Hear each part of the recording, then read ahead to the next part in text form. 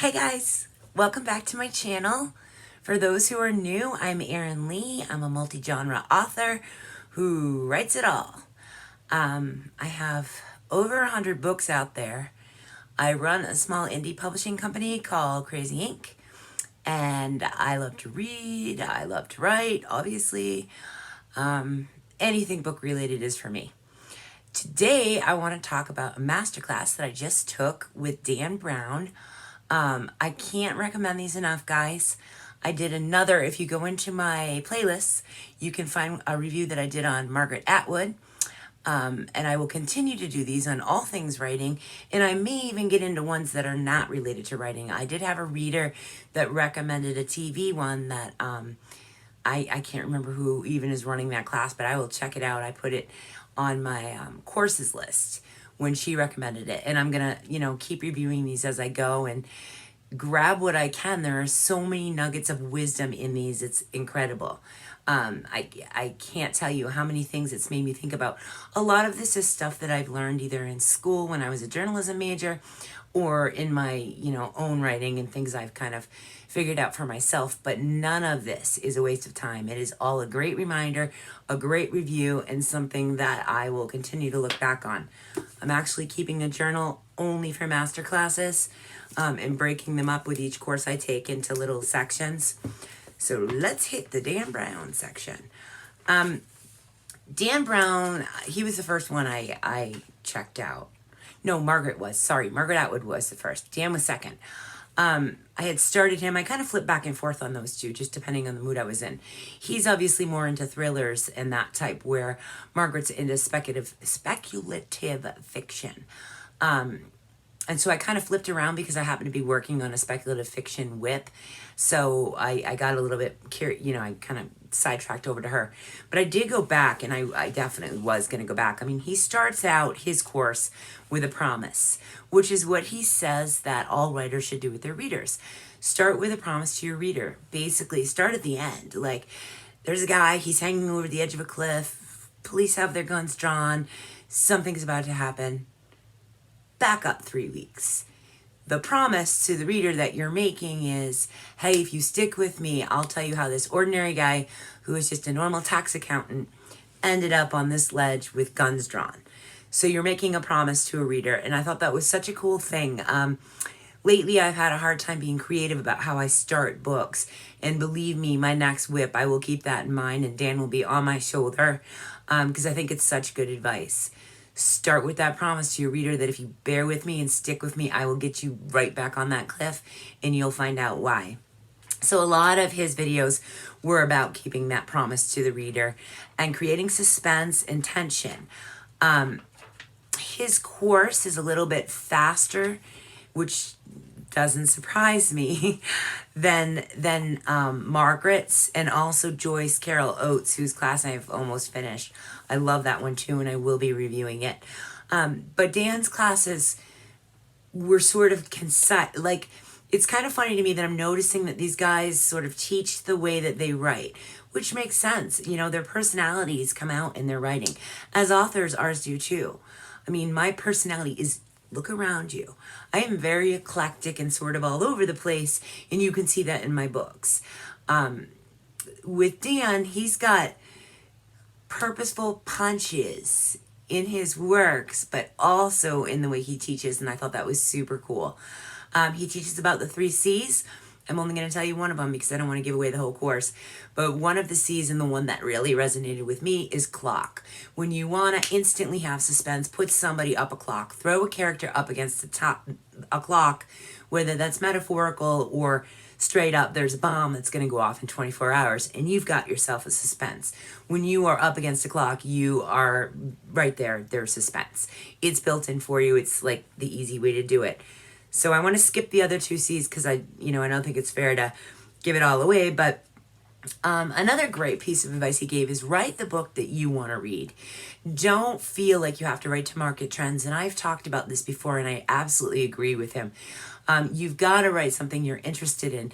And one of the things he talked a lot about was, look, you don't have to be an expert on it. But if it's something that you would like go through the newspaper. If you find an article or a theme or a topic that continually you find yourself interested in, whether it's political or I think he used the example of like aqua, like scuba diving, that sort of thing, then that's something you'll be able to stick with throughout the book. And so the first thing he says you want to do is figure out, what do I want my book to be about? What world do I want it to be set in? And that can be as simple as figuring out what sort of topic. I mean, with me, I found myself being super interested in funeral homes and how they're run. And I did, basically, without realizing it, exactly what Dan's suggesting, which is I learned and researched about that world before I ever came up with the story.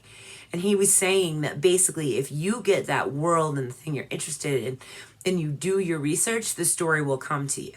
Because as I was researching funeral homes in my effort to figure out what I wanted to do with therapy, did I want to move into grief therapy instead of family therapy?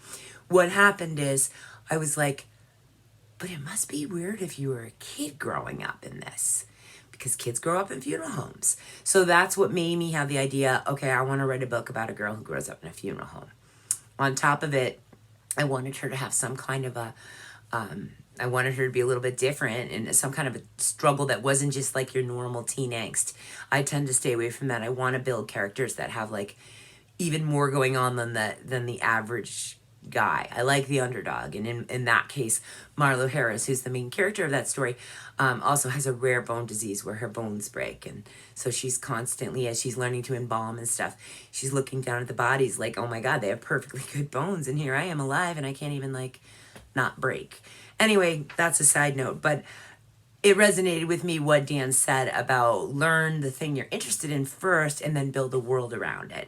And that's kind of what I'm doing with Derby, and I've actually got another book coming because of my new recent interest in roller derby. So another thing he talked about is focus on the how, not the what. And I made a little graph. You can see it says A to B. So it starts with A. I know this is backwards. I'm sorry, guys. And it goes to B.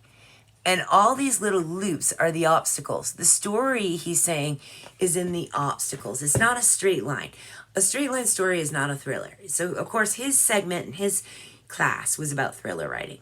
So if you want to write, a cozy mystery, it's going to be way different, or a contemporary romance, way different than a thriller or something that's a little more twisty, right? So you can't go from A to B and call it a thriller. You've got to go from A to B, right? You've got to twist it up. So we talked about that the story is actually in those loops, those roller coaster loops where your reader thinks, I know who did it, or I know how they're going to get out of it. And then, nope, sorry, nice try, sucker. Keep going through the loops. That's where the guts of the story is. And I found those chapters, it's broken into modules that are basically like chapters.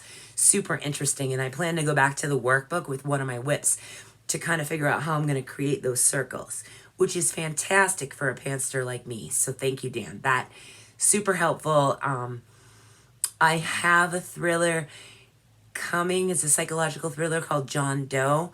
And this, I'm going to go back to Dan for this because I know that what he has to say is going to help me write a better book. Talks again about creating suspense. Another big chapter on heroes and villains.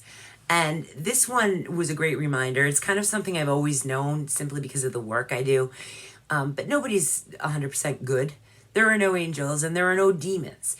Everybody, every human being has good qualities and bad. But the way to build a strong, cool villain is to basically, this is Dan's advice and I absolutely agree, is to basically make them a villain for a reason that a reader can relate to. So his example was not that the guy's just robbing the bank because he wants to be money to spend it on his, to be rich, to spend money on his rich girlfriend off in like Cancun. No, he's trying to rob the bank because his daughter needs a kidney transplant. Now readers there's a shade of gray. They can't figure out, do I love this guy because he's like a great dad trying to save his kid? Or do I hate him because he just killed 6 people at the bank? He said the way to create tension, and he's so on, but of course he's Dan Brown, is to get that gray in there. Don't make it black or white. Don't just make someone evil for the sake of evil. By layering a character, you are able to make readers kind of, 1, empathetic, 2, who's the villain, who's the hero?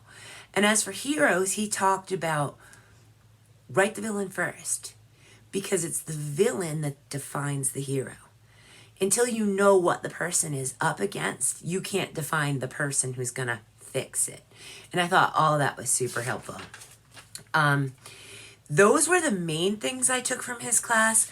I think overall, my observation of him, I loved this. He did come through with a promise at the beginning of the book. He said he was going to show us a special, like, scandalous archive thing that no one had seen before.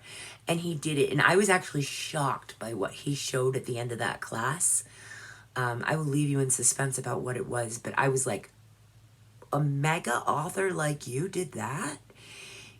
And I think what that left me with was, he's human, guys. So you have this big, famous, fancy author that, we could all dream of being, right? The thing he did was so us. That's all I can say. Like, I want to cry. Like, I'm like, wow, this guy is so indie. I don't know. And I don't mean that. Like, I don't know how to, it was such a human thing to do. He basically did something that made him believe in himself to get him through a project when he knew he had all eyes on him.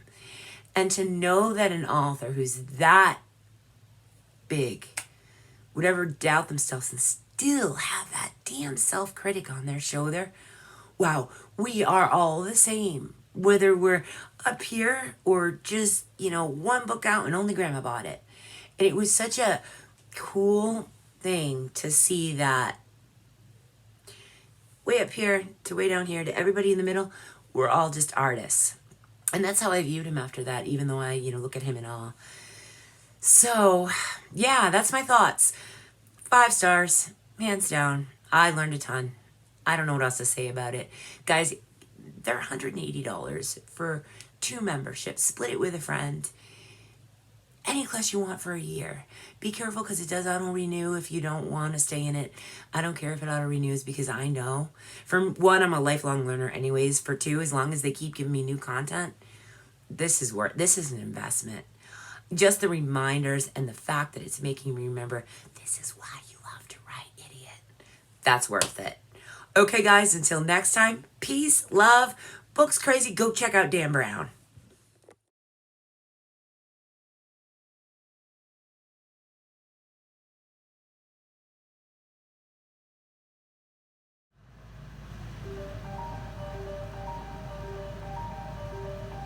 One of the things I love about books is that they are different things to all people. When you write a novel, you're not writing one novel. You're writing 1,000,000 novels. At the end of this masterclass, I'm going to admit something to you that I have never admitted to anyone on earth. I'm also going to show you an artifact that nobody except me has ever seen. And that is your first lesson in suspense.